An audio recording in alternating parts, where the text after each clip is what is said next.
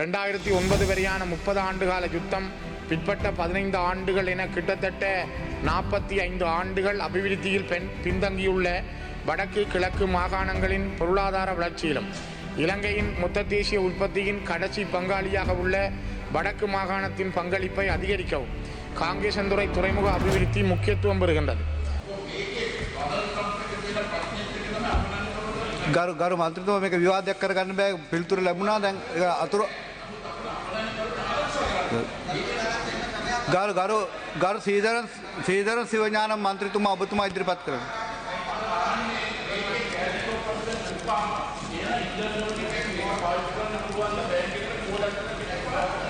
ගරු මන්ත්‍රීතුමා සිවඥානම් මන්ත්‍රීතුමා ඔබතුමා ඉදිරිපත් කරන්න. கௌரவ சபாநாயகர் அவர்களே, நான் என்னுடைய கேள்வியை கேட்கின்றேன். பாராளுமன்ற நிலையற் கட்டளை 27(2) கீழ் போக்குவரத்து, நெடுஞ்சாலைகள், துறைமுகங்கள் மற்றும் சிவில் விமான சேவைகள் அமைச்சரும் பாராளுமன்ற சபை முதல்வருமான கௌரவ பிமல் ரத்நாயக்கா அவர்களை இன்றைய தினம் கேட்பதற்காக இலங்கையில் உள்ள கேந்திர முக்கியத்துவம் வாய்ந்த துறைமுகங்களில் ஒன்றான காங்கேசன்துறை துறைமுகம் போருக்கு முற்பட்ட காலத்தில் மிக சிறப்பாக இயங்கி வந்துள்ளது. அந்த அடிப்படையில் காங்கேசன்துறை துறைமுகத்தை வர்த்தக நோக்கத்திற்கான துறைமுகமாக புனரமைப்பதன் மூலம் இந்தியாவிற்கு, அதிலும் குறிப்பாக தென்னிந்தியாவுக்கும் வடக்கு கிழக்கு பகுதிகளுக்குமான பொருள் பரிமாற்றம் சார் வர்த்தக நடவடிக்கைகளிலும் சுற்றுலா பயணிகளின் வருகையிலும் அந்நிய செலாவணியை ஈட்டுவதிலும் பாரிய மாற்றத்தை ஏற்படுத்த முடியும்.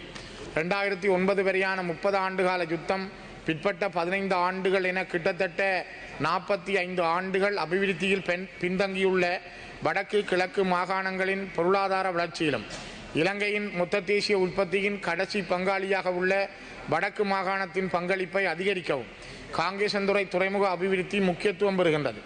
இத்துறைமுக அபிவிருத்திக்காக 65 மில்லியன் அமெரிக்க டாலர்களை வழங்க இந்தியா முன்வந்துள்ளதால் மீளச் செலுத்தும் தேவையற்ற இந்நிதியுதவி மூலம் மேற்படி துறைமுகத்தை புனரமைத்து மீள ஆரம்பிக்க முடியும் என்ற நிலையில் இத்துறைமுகத்தை மீள் இயக்குவதற்கான சூழலில் தாக்க மதிப்பாய்வு அறிக்கையையும் என்விரான்மெண்டல் இம்பேக்ட் அசஸ்மெண்ட் ரிப்போர்ட் தயாரிக்கப்பட்டுள்ளது. அதன் பின்னரும் இத்துறைமுக அபிவிருத்தி காலம் தாழ்த்தப்படுவதற்கான காரணம் என்ன என்பதை அமைச்சர் இச்சபைக்கு அறிவிப்பாரா?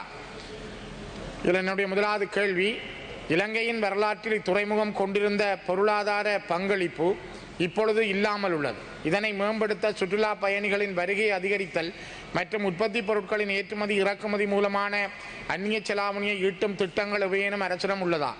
இரண்டாவது, இத்துறைமுகத்தை புனரமைத்து செயல்படுத்துவதற்கான முழு செலவையும் இந்தியா பொறுப்பெடுக்க முன்வந்துள்ள நிலையில் புனரமைப்பு பணிகளை மேற்கொள்வதற்கு காலம் தாழ்த்தப்படுவது ஏன் என்பதை அமைச்சர் அறிவிப்பாரா? இத்துறைமுக அபிவிருத்தியுடன் தொடர்புடைய சூழலியல் தாக்கங்கள் குறித்து இறுதி செய்வதில் தொடர்புடைய திணைக்களங்களின் கால இழுத்தடிப்புகள் காரணமாக உள்ளனவா? காங்கேசன்துறை துறைமுகத்தின் புனரமைப்பு பணிகள் எப்போது ஆரம்பிக்கப்பட்டு முடிவுறுத்தப்படும் என்பதையும் கப்பல் சேவைகள் எப்போது ஆரம்பிக்கப்படும் என்பதையும் அமைச்சர் இச்சபைக்கு அறிவிப்பாரா? ගරු නියෝජ්‍ය අමාත්‍යතුමා. ගරු කතානායකතුමනි, මේ සම්පන්න සම්පූර්ණ විස්තරයක් සහිතව පිළිතුරක් ලබා දීම සඳහා සති දෙක කාලයක් ඉල්ලා සිටිනවා. අමාත්‍යංශ නිවේදන වෙන